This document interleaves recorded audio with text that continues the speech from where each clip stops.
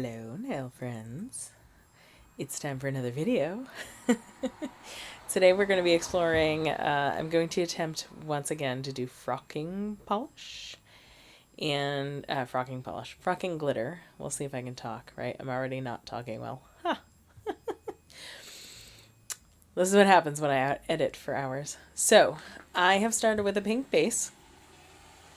I am adding a dark forest green gel polish. So this is gel polish for both. There we go. I'm getting on. Okay. We got that out of the way. So what did I do here? So I'm doing a micro-French. And I also zhuzhed that up a little with some side French where you're doing just like a portion of the nail. So I don't know, whatever you want to call that. What do we call that? Geometric? I don't know. So I'm kind of combining two looks at the same time anyway. And then I have left in some bloopers because I wanted you to see what not to do. But I also left in, or put in, some things that I did well. So unfortunately, these nails, for whatever reason, I don't remember which top coat I used, but for whatever reason, the top coat that I used did not seem to want to cure fully or just really like to pick up stuff. So I had a blooper in the beginning, and then I used the Frocking Glitter. I tried this time to use it on top instead of underneath. In one of my other videos, I tried using it underneath, and that didn't turn out quite the way it was supposed to. So this time I did it on top to give more of that textured look, but it still, it ended up catching in the top coat that I had previously put on. And so in the images, you will see that there's just a little bit of that fuzziness to the polish. So that was kind of weird, but anywho, so I did that in real time. I am going to speed up parts of this video because it did take me quite a while to do this look. I would definitely recommend that you have extra time. Okay, so now I am going to go in. Oh, by the way, that was Madame Glam's Forest Green, if you didn't see that flash by the screen. I'm going to go in with a 3D frosting gel to build on some branches onto my pink, a lot of ums today, onto the pink polish. I apologize for that.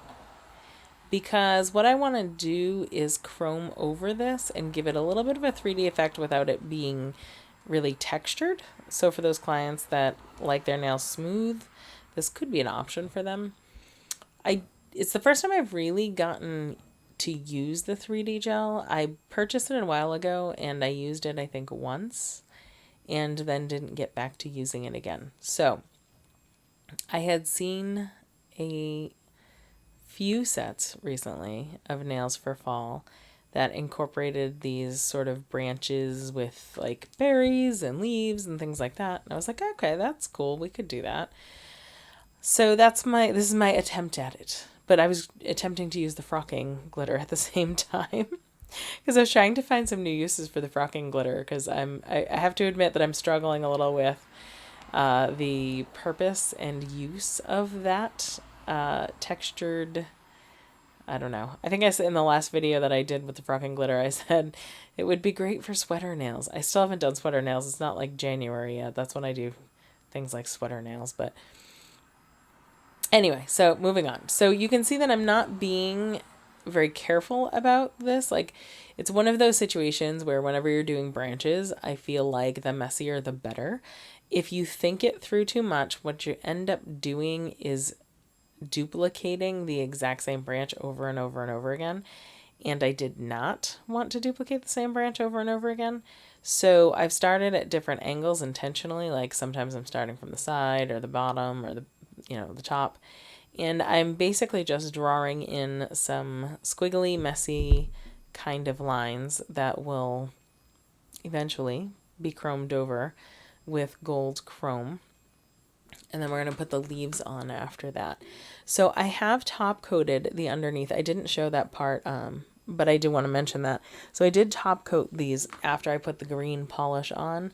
intentionally so that I would free myself up to be able to put stuff on top of this without it catching in the top coat, except that it did catch in the top coat. So, you know, but you can try. Usually it works. In this particular case, it didn't work.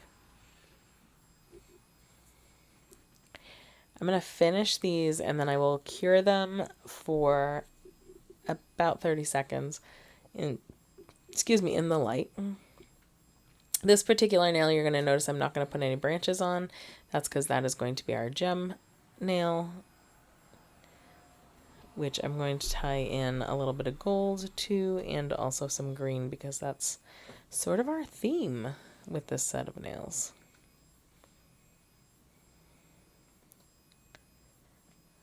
All right, in the light they go. And now we're back. This is my blooper that I left in for you. So the reason I left this blooper in is because this is where my top coat gets all wild. So I loved this. I was originally going for a pink, kind of coppery look. And that was my plan. Except you can see in a second, when I go to brush it off, that it all gets caught in the top coat. And I can't figure that out. I don't know. To now, I don't know why. So I ended up having to go in with an alcohol wipe and clean off all of the the chrome. And I had to go back over that. So because I didn't want to add a lot of bulk to it, I ended up going over it with a little bit of base coat. Because then my 3D stuff wasn't sticking. So it was a mess. It was a big mess.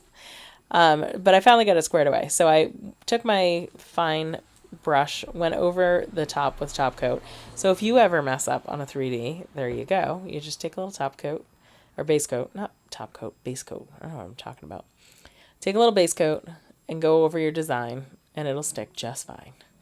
So then I went in and I used the gold chrome instead, which was not a loose, it was a compact powder. So I don't know if that made the difference. I'm not sure. This is that nail, the first nail that got really kind of botched, but I left it in anyway because I thought, you know, hey, what the heck? Not everything can be perfect all the time. And it's not, and that's okay. Going back to Beautiful Oops, people. If you've never seen that book, it's a great book. So, where are we now? We are doing leaves. This is in real time. I do speed it up and then cut the video a little bit because it would have been like a 45-minute video if I left it all on here. But I wanted you to see in real time how long these leaves actually take to put in. So the number of branches you have, bases the number of leaves that you have. So the more branches, the more leaves. I did have a lot of branches, so it took a little time, and that's okay. I am doing this with Madame Glam's gel paint, which is great because you don't have to wipe it off when you're done. I did under-cure this just a little bit because I go in and put the Frocking Glitter over the top. I didn't really want the leaves to be brown, per se, but brown was the closest I had. The red was too bright. So when I put the burgundy Frocking Glitter on it at the end, it will show up on top of the brown. So the brown just is kind of a background.